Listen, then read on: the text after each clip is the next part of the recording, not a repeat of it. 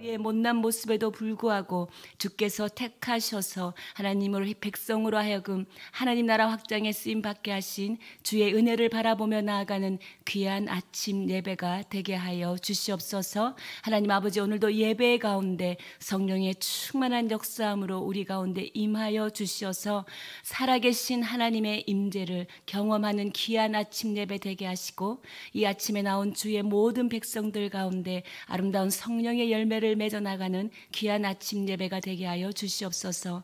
말씀을 전하는 주의 종일 예수 그리스도의 보혈로 덮어 주시어서 모든 연약함을 십자가 뒤에 가려 주시고 오직 주 예수 그리스도의 영광만 드러나는 귀한 주님의 복음의 통로가 될 수 있도록 인도하여 주시옵소서. 주님 감사합니다. 성령께 모든 것을 탁하오며 이 모든 말씀 우리 주 예수 그리스도 이름 받들어 기도드리옵나이다. 아멘. 네. 할렐루야. 네. 이른 아침에도 하나님의 그 말씀 가운데 나오셔서 주의 음성을 듣는 여러분 가운데 말씀을 깨닫는 그 은혜가 충만하기를 주님의 이름으로 선포합니다. 네. 오늘 주시는 하나님의 말씀 저희 함께 읽도록 하겠습니다. 마가복음 16장 9절부터 20절, 마가복음 16장 9절부터 20절 한 절씩 교독하고 마지막 20절은 다 함께 읽도록 하겠습니다. 제가 먼저 읽겠습니다. 예수께서 안식 후 첫날 이른 아침에 살아나신 후 전에 7 귀신을 쫓아내어 주신 막달라 마리아에게 먼저 보이시니, 마리아가 가서 예수와 함께 하던 사람들이 슬퍼하며 울고 있는 중에 이 일을 알림해 그들은 예수께서 살아나셨다는 것과 마리아에게 보이셨다는 것을 듣고도 믿지 아니하니라. 그 후에 그들 중 2 사람이 걸어서 시골로 갈 때에 예수께서 다른 모양으로 그들에게 나타나시니 2 사람이 가서 남은 제자들에게 알렸으되 역시 믿지 아니하니라. 그 후에 11 제자가 음식 먹을 때에 예수께서 그들에게 나타나사 그들의 믿음 없는 것과 마음이 완악한 것을 꾸짖으시니 이는 자기가 살아난 것을 본 자들의 말을 믿지 아니함일러라. 또 이르시되 너희는 온 천하에 다니며 만민에게 복음을 전파하라. 믿고 세례를 받는 사람은 구원을 얻을 것이요 믿지 않는 사람은 정죄를 받으리라. 믿는 자들에게는 이런 표적이 따르리니 곧 그들이 내 이름으로 귀신을 쫓아내며 새 방언을 말하며 뱀을 집어올리며 무슨 독을 마실지라도 해를 받지 아니하며 병든 사람에게 손을 얹은즉 나으리라 하시더라. 주 예수께서 말씀을 마치신 후에 하늘로 올려지사 하나님 우편에 앉으시니라. 다 함께 읽겠습니다. 제자들이 나가 두루 전파할세 주께서 함께 역사하다 그 따르는 표적으로 말씀을 확실히 증언하시니라. 아멘. 네. 오늘 드디어 마가복음의 이제 마지막 본문입니다. 여러분 마가복음 아침마다 이렇게 묵상하시면서 큰 은혜가 있으셨습니까? 오늘 우리가 읽은 이 마가복음 본문 여러분 자세히 보시면요, 9절 시작부터 20절 마지막에 이렇게 꺽쇠 모양이 있습니다. 네, 꺽쇠 모양 보이시죠? 네, 성경에서 그냥 심심해서 이런 꺽쇠를 넣어놓은 게 아니거든요. 이것은 뭐냐면 지금 생명의 삶 여러분 126페이지 밑에 제일 밑에 예수께서 증언하시니라 9절부터 20절하고 뭐라고 써져 있습니까? 어떤 사본에는 9절에서 20절이 없음 하고 나오죠. 네, 이게 뭐냐면 오늘 기록은 어떤 사본에는 없는 기록으로 이렇게 부록으로 덧붙여 있는 본문이다라는 것입니다. 사본학을 연구하는 학자들에 따르면요, 성경의 사본이 지구상에 한 5,000에서 6,000개 정도 종류가 존재한대요. 근데 이 원본이 존재하지 않기 때문에 오늘 이 본문이 어제 본문 마가복음 16장 8절 뒤에다가 붙여지는 게 맞느냐라는 진위에 대해서는 정확한 것은 예수님을 만나봐야 알 수 있죠. 근데 그 당시 인쇄술이 발달하지 못하고 그리고 보관하는 기술이나 이런 것이 발달하지 못해서 전부 손으로 이렇게 베껴서 필사하던 시대입니다. 성경을 필사해서 그것을 양피나 파피루스 같은 데다가 적어서 그것을 보관하였기 때문에 유실되는 경우도 굉장히 많았어요. 게다가 그 보관 방법이 오늘날 같지 않았죠. 그래서 이 오늘 본문이 16장 8절에 붙는 게 맞느냐 안 맞느냐라는 것은 우리가 그 학자들의 몫으로 남겨두고, 우리는 정경으로 채택된 이 9절부터 20절까지의 말씀이 성령의 감동으로 된 하나님의 말씀이라는 것을 믿고 우리 9절부터 본문을 보도록 하겠습니다. 그리고 실제로요, 여러분, 우리가 어저께 읽은 이 8절의 내용이 무엇입니까?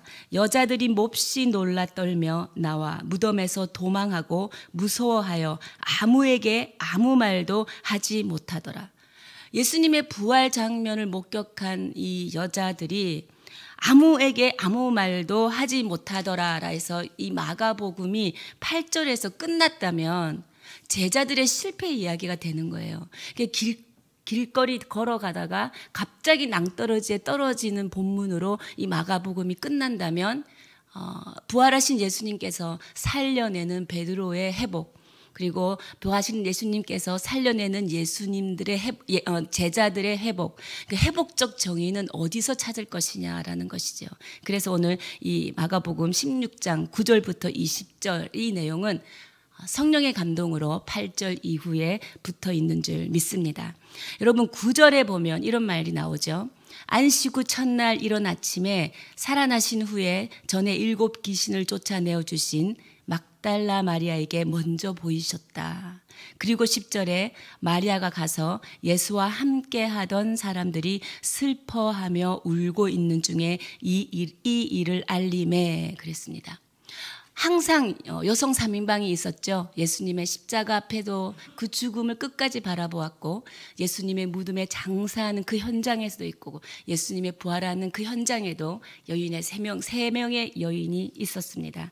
근데 그 여인들이 부활을 보고도 아무에게도 아무 말도 하지 못하더라 했는데, 오늘 10절에 보면요, 그 마리아가 회복이 됐어요. 이제 그 마리아가 10절에 예수와 함께 하던 사람들이 슬퍼하며 울고 있는 중에, 예수와 함께하는 사람들, 예수님의 제자들입니다. 그들에게 이제 부활 소식을 알렸다라고 되어 있습니다. 아무에게도 아무 말도 하지 못하던 여인이 이제는 부활 소식을 알리게 되는 그 회복을 입게 된 것이지요. 그렇음에도 불구하고 11절에 보면 믿지 아니하니라라고 나와 있습니다. 믿지 않았어요.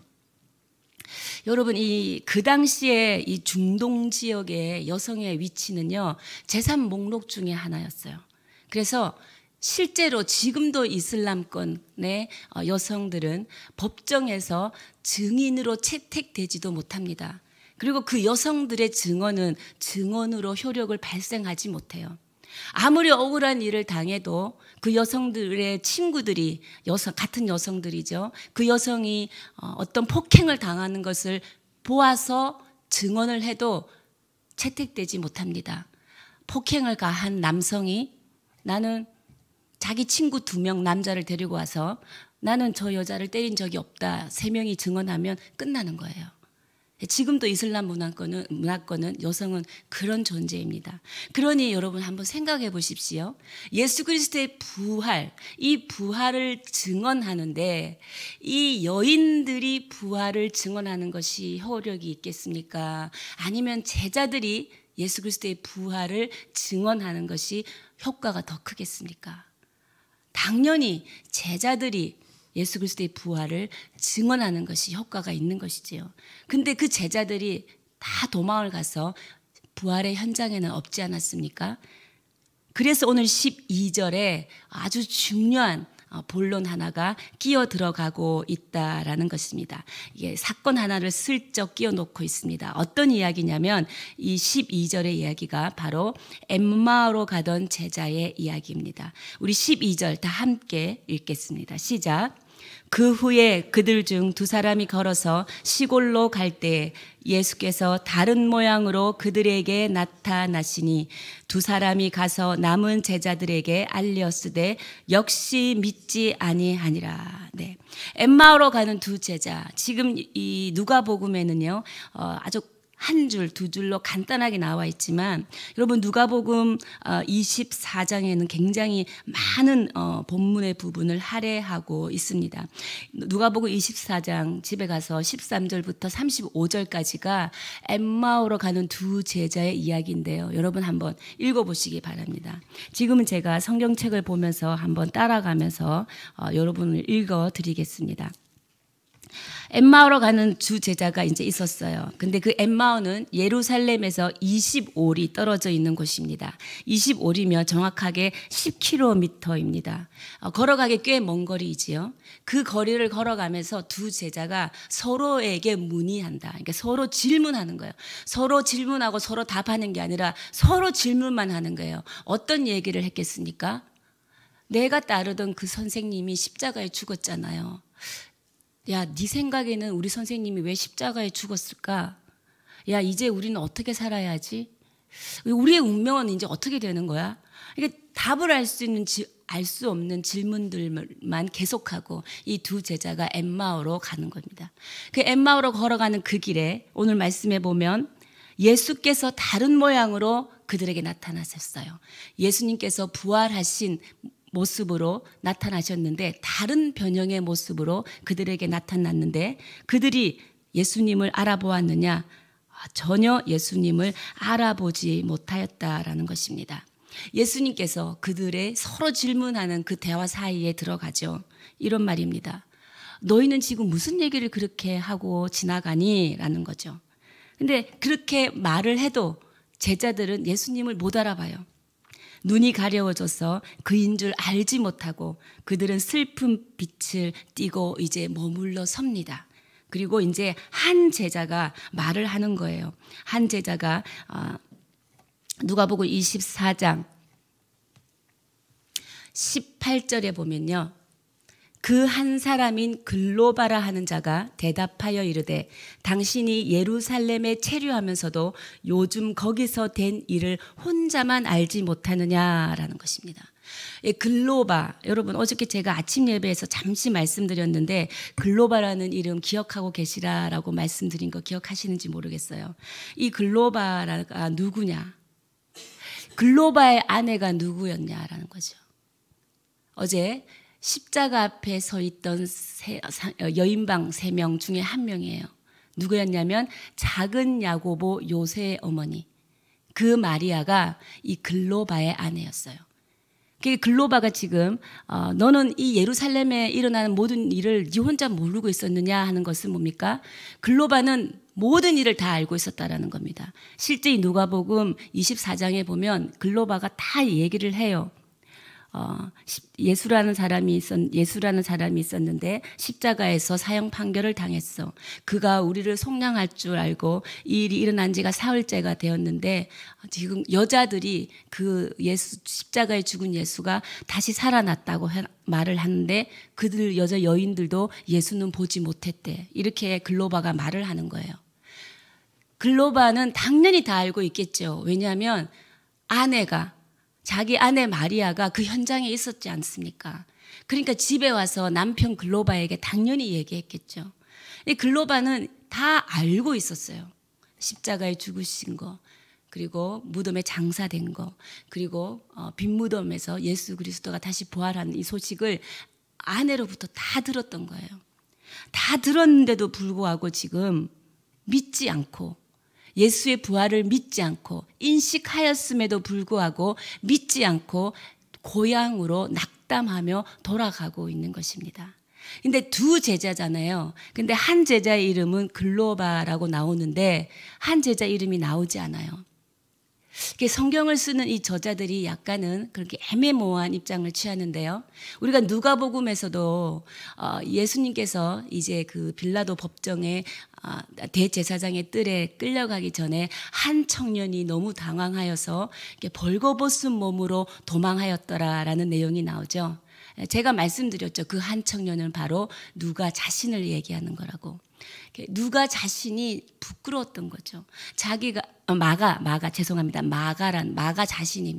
마가가 이 글을 쓰면서 자신의 부끄러웠던 그 행동이 떠오르고, 그렇지만 자기 이름은 쓰지 않았지만 그 내용을 빼지 않았다라는 게 더 중요합니다. 근데 오늘도 이름이 밝혀지지 않은 걸로 보아서 학자들은 나머지 한 제자는 마가다라는 거죠.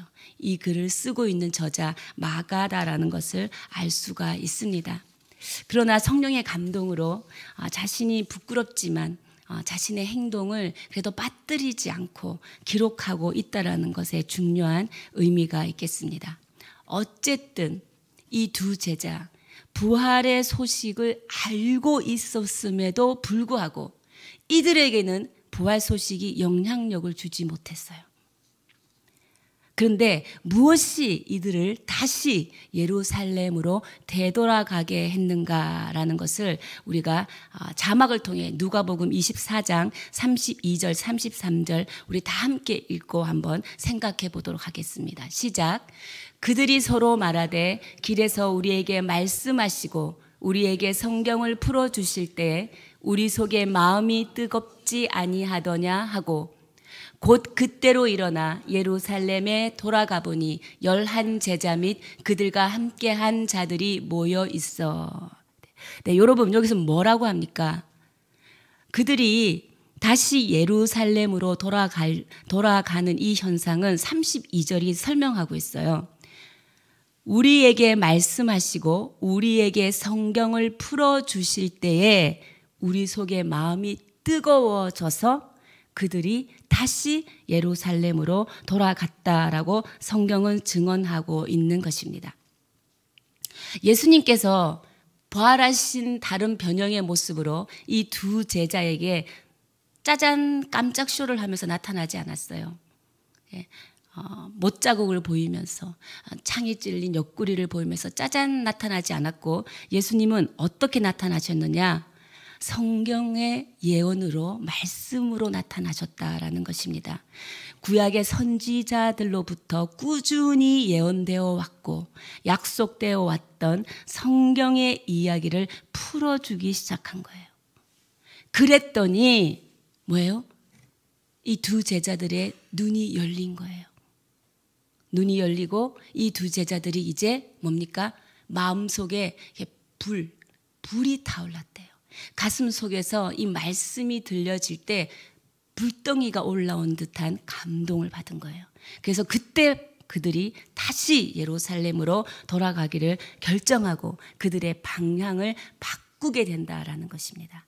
사랑하는 여러분, 이렇게 하나님의 말씀이 우리 가운데 들어와서 우리의 생각을 풀어질 때, 우리의 생각 가운데 풀어질 때 우리의 세계관이 바뀌게 돼요. 우리의 인생의 방향이 바뀌어진다라는 것입니다.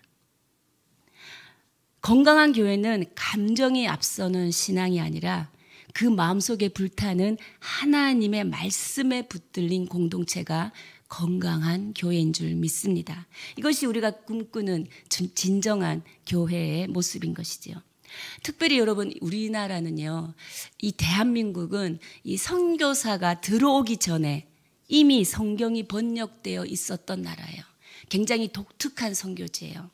정동교회 박물관에 가면 아펜젤로 선교사가 그 당시에 썼던 편지가 이렇게 그대로 보관되어 있어요. 거기 아펜젤로 선교사가 뭐라고 써 있냐면 이렇게 써 있어요.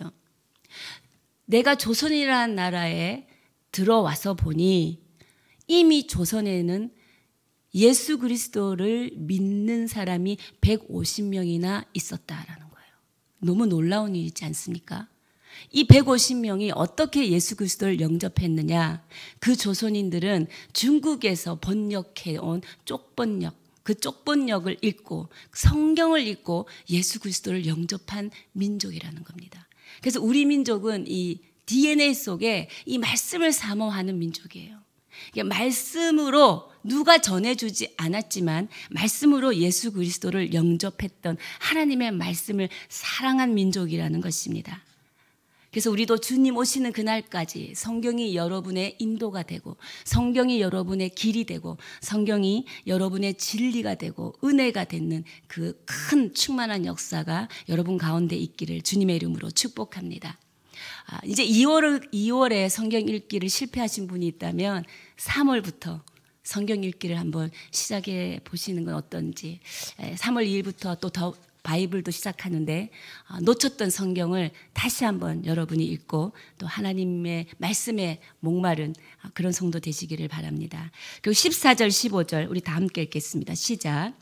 그 후에 11 제자가 음식 먹을 때에 예수께서 그들에게 나타나사 그들의 믿음 없는 것과 믿음이 완악한 것을 꾸짖으시니 이는 자기가 살아난 것을 본 자들의 말을 믿지 아니함일러라. 또 이르시되 너희는 온 천하에 다니며 만민에게 복음을 전파하라. 14절에 보면요, 예수님께서 제자들을 책망해요. 어떤 것을 책망합니까? 그들의 믿음 없는 것, 그리고 마음이 완악한 것을 꾸짖으시는데요. 꾸짖으시다가 갑자기 15절에 자기 몸 하나도 간수 못하는 그 제자들에게 갑자기 큰 일을 맡기죠. 복음을 위탁합니다. 온 천하에 다니며 만민에게 복음을 전파하라. 예, 앞뒤가 안 맞는 내용이에요. 너네들은 지금 믿음이 없다, 마음이 완악하다고 꾸짖으면서 온 천하에 다니며 만민에게 복음을 전파하래요.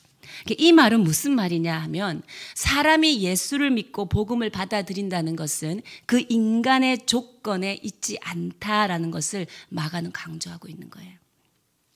실제로 고린도전서 1장 21절에 뭐라고 합니까? 하나님께서는 전도에 미련한 것으로 믿는 자들을 구원하시기를 기뻐하셨도다 말씀하고 있지 않습니까? 우리가 선교 여행을 가도 마찬가지 아닙니까? 우리가 무슨 말을 하기를 해요. 또 우리의 외모가 출중하여 그들에게 어텐션을 받겠어요. 근데 한국말로 온갖 바디랭귀지를 써서 복음을 전하면요, 그들이 예수 그리스도를 영접한다라는 거예요. 정말 이상하다라는 이 동사가 선교지 있는 내내 떠나지 않아요. 이상한 게 너무 많아요. 근데 하나님의 나라가 확장되어져 간다라는 거죠. 그래서 한 영혼이 복음을 받아들이는 것에 있어서 한 인간의 능력, 그 사람의 조건, 설득력, 논리들은 전혀 도움이 되지 않는다라는 것입니다. 그래서 신앙은 갈수록 무슨 싸움인가 라고 생각을 해보니, 신앙은 갈수록 그분의 은혜와 능력에 내 모든 것을 맡기는 싸움인 거예요. 맡기느냐 맡기지 않느냐의 싸움인 거예요. 신앙은 그냥 내가 가지고 버티고 있는 한 하나님께서는 우리의 힘을 뺀다라는 것입니다. 근데 우리가 전해야 하는 게 무엇인가? 그래서 지금 15절에 예수님께서 너희는 만민에게 다니면서 이 복음을 전파해라 하는데, 너희 무엇을 전해야 하나? 17절 18절 다 함께 읽겠습니다. 시작. 믿는 자들에게는 이런 표적이 따르리니 곧 그들이 내 이름으로 귀신을 쫓아내며 새 방언을 말하며 뱀을 집어올리며 무슨 독을 마실지라도 해를 받지 아니하며 병든 사람에게 손을 얹은즉 나으리라 하시더라. 이 믿는 자들에게 표적이 따른대요. 이제 이 표적을 우리가 전해야 하는데, 이 표적은 무엇이냐라는 것이죠. 여기 보면 뱀을 집어올리고 무슨 독을 마실지라도 해를 받지 아니한다, 이런 내용이 있잖아요. 실제로 있잖아요. 미국의 켄터키주에 있는 목사님이 진짜 이 말씀으로 목회를 하신 분이 있으신 거예요. CNN 뉴스에도 나왔는데요. 이분이 진짜로 그 자기 집에 뱀을 45마리를 놔두고 이 뱀을 짚고 이렇게 물려도 죽지 않는다라는 목회를 실제로 하시다가 어느 날 뱀에 물리신 거예요. 뱀에 물려가지고 이제 아무래도 경찰들이 출동을 했잖아요. 경찰들이 출동을 해서 지금 병원에 가야 한다, 독이 퍼지기 전에. 그러니까 이그 목사님께서 마가복음에 뱀을 집어 올려도 죽지 아니한다라는 말씀이 있으니 병원에 안 가겠다는 거예요.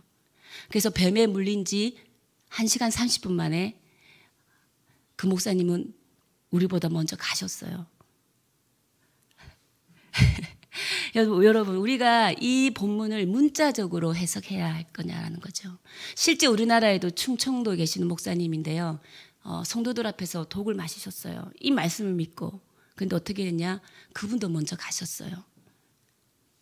우리가 성경을 볼 때 문자적 해석을 보면 안 된다라는 것입니다. 성경을 문자적으로 해석해서 해석가들에 의해서 하나님의 말씀이 난도질을 당하는 경우가 굉장히 많은 것이 지금 현재 우리 무서운 현실입니다. 이것은 상징적인 의미예요. 이 상징적인 의미가 이사야 11장 1절부터 9절에 나와 있어요. 여러분이 너무나 잘 아는 내용입니다. 이사야 11장 1절을 이렇게 시작해요. 이새의 줄기에서 한 싹이 나며 그 뿌리에서 한 가지가 나서 결실할 것이요. 메시아라는 거죠. 그 메시아가 도래하는 그날이 온다라는 거예요. 그리고 그 가운데 내용에 보면 이리가 어린 양과 함께 살고 표범이 어린 용사와 함께 누우며 송아지와 어린 사자와 살찐 짐승이 함께 어린아이와 끌리며 암소와 곰이 함께 먹으며 사자가 소처럼 풀을 먹으며 젖먹는 아이가 독수아의 구멍에서 장난하며 젖된 어린아이가 독수아의 굴에 손을 넣을 것이라. 이사야가 표현하고 있죠. 그리고 9절의 마지막에 이렇게 말합니다. 내 거룩한 산 모든 곳에서 해됨도 없고 상함도 없을 것이니 이는 물이 바다를 덮은 같이 여호와를 아는 지식이 세상에 충만할 것임이라.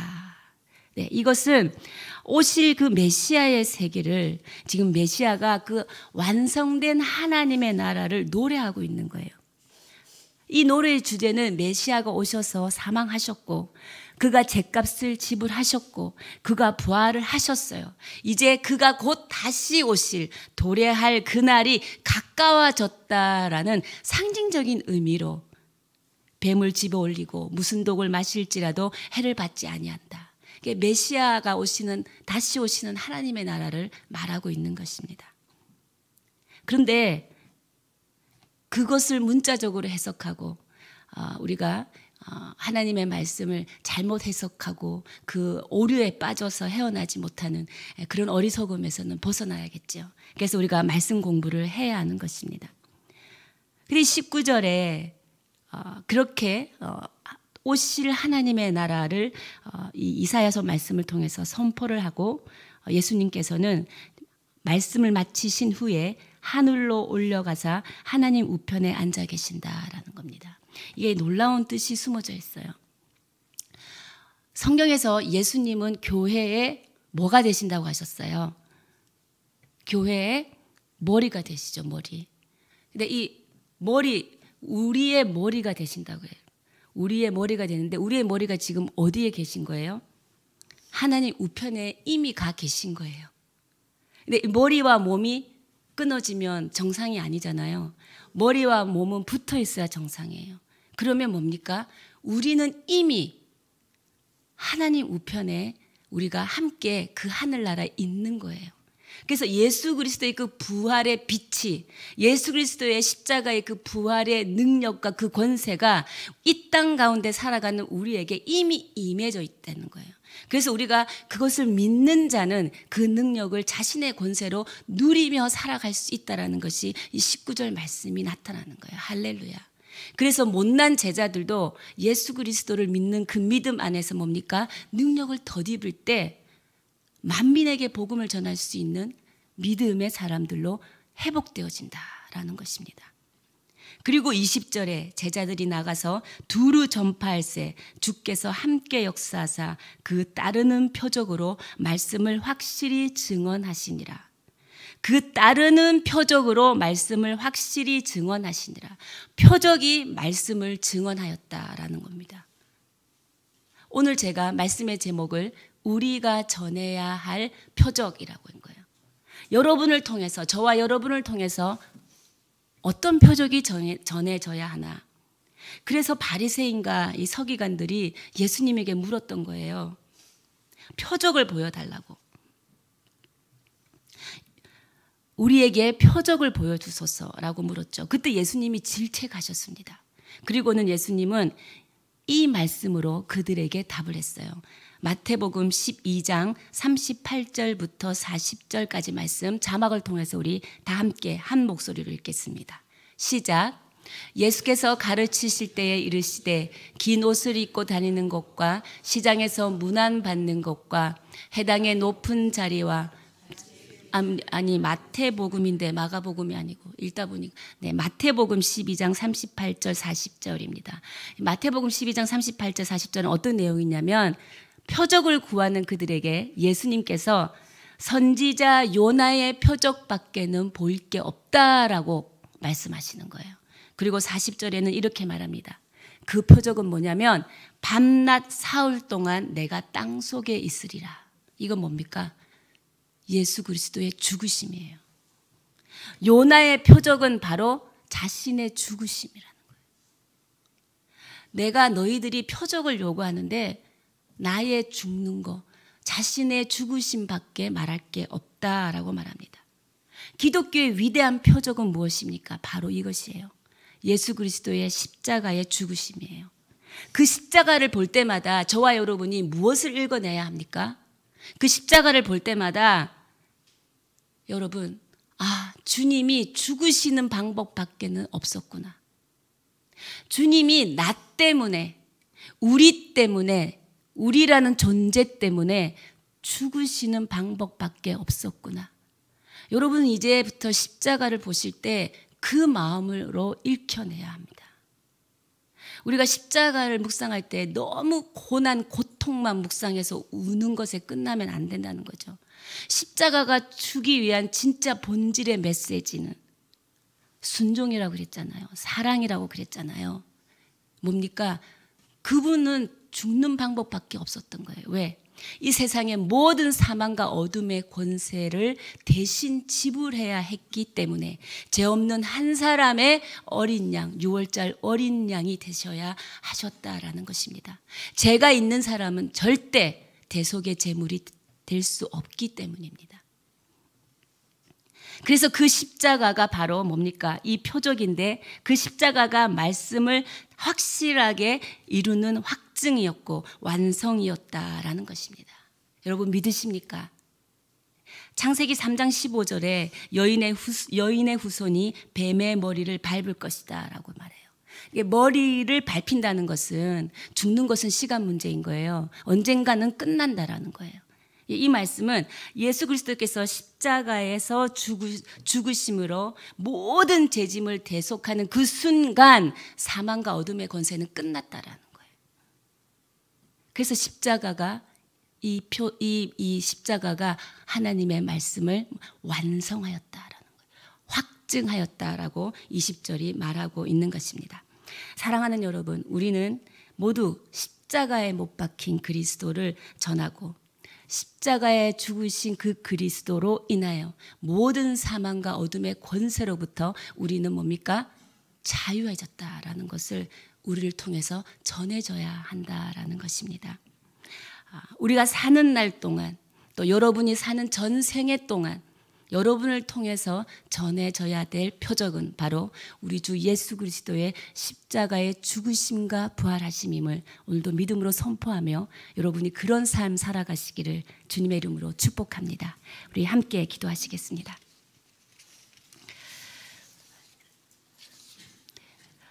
하나님, 그렇습니다. 주님이 사망의 권세를 깨뜨리시고 이미 승리를 하셨는데도 불구하고 오늘 이 시간까지 우리에게 제자들처럼 완악한 마음과 믿음 없는 그 태도가 있는 거 하나님 용서하여 주시고 그 모든 것 십자가에 내려놓습니다. 주님, 우리를 통하여 나왔던 모든 부정적인 말들과 원망과 그 염려를 하나님 용서하여 주시고 이제부터는 우리의 입술을 통하여 전해질 것은 오로지 우리 주 예수 그리스도의 그 십자가의 표적만이 전해지게 하여 주시옵소서. 아버지, 우리 죄를 대신 지어 죽을 수밖에 없었던 6월절 어린 양의 그 예수 그리스도, 아버지 오늘도 그 예수 그리스도의 십자가의 죽음 앞에 우리 모든 삶을 내어드리고 그가 죽으실 때 우리에게 있는 모든 사망의 권세가 깨워지고 아버지 우리가 이미 승리하였다는 확신을 가질 수 있도록 주님 인도하여 주시옵소서. 오늘 이 마음을 고백하며 주님 앞에 나아가시겠습니다. 살아계신 하나님 감사합니다. 그렇습니다. 우리를 통하여 하나님의 십자가 그 복음이 하나님 전해되기를 원합니다. 아버지, 오늘도 주께서 우리에게 주신 그 표적, 우리 주 예수 그리스도의 십자가의 죽으심과 부활하심으로 우리에게 영원한 하나님의 나라가 임하였음을, 그 하나님의 나라를 증거하는 자로 우리의 온 생애 동안 쓰임받는 복음의 일꾼이 되게 하여 주시옵소서. 하나님, 그리고 하나님의 말씀이 우리 가운데 들어올 때 우리의 심령이 불타오르듯 주를 보게 된 것처럼 하나님 아버지, 오늘도 말씀 가운데 거하는 우리의 삶이 되게 하여 주시고, 말씀이 내 삶의 인도하심으로 말씀이 내 삶의 기준이 되는 하나님 그 역사가 오늘도 믿는 모든 자들에게 일어나기를 간절히 원합니다. 전도에 미련한 것으로 하나님 나라를 다스려가는 주님의 지혜로 오늘도 우리 가운데 임하여 주시옵소서. 하나님 우편에 앉아 계셔서 하나님 이미 계신 그 능력과 권세가 이제 나의 것이 됨을 누리게 하여 주시고, 그것을 믿는 믿음 안에서 승리를 확신하며 하나님의 제자들로 살아가는 데 쓰임받는 귀한 인생 될 수 있도록 역사하여 주시옵소서. 주님 감사합니다. 우리 주 예수 그리스도의 십자가의 죽으심과 부활하심, 하나님, 우리가 이제 그 십자가를 바라볼 때마다 우리 때문에 죽을 수밖에 없었던 6월절 어린 양 우리 주 예수 그리스도의 그 사랑과 하나님의 말씀을 끝까지 이뤄내고 확증하신 그 순종을 우리가 묵상하고 기억하기를 원합니다. 하나님, 그 순종과 사랑으로 인하여 우리에게 영원한 하나님의 나라가 왔음에 우리가 미련하고 부족하고 아직까지 하나님 연약하여 우리의 입술에 원망과 불평과 염려도 있지만 오늘도 예수 그리스도의 부활의 능력의 권세를 믿는 믿음 안에서 주를 바라봅니다. 우리의 머리 되신 예수 그리스도께서 미리 하늘 보좌 우편에 앉아 계시니 그가 가진 모든 능력과 권세가 오늘 나의 것이 됨을, 누리는 것이 됨을 선포합니다. 하나님 함께하여 주시고 우리의 전 생애를 통하여 주의 십자가가 증언되고 주의 복음이 증언될 수 있도록 우리를 사용하여 주시옵소서. 그렇게 하실 주님을 찬양하오며 이 모든 말씀 우리 주 예수 그리스도의 이름으로 기도드리오며, 지금 이 시간 우리 주 예수 그리스도의 크신 은혜와 하나님 아버지의 무한하신 사랑과 성령의 위로 교통 역사하심이 우리와 우리의 모든 생애를 통하여 전해질 우리 주 예수 그리스도의 십자가를 증거하기를 결단하며 세상 한가운데로 들어가는 주의 백성들 머리 위에, 사람 살리는 교회 위에 지금으로부터 영원까지 함께 하시기를 간절히 축원하옵나이다. 아멘.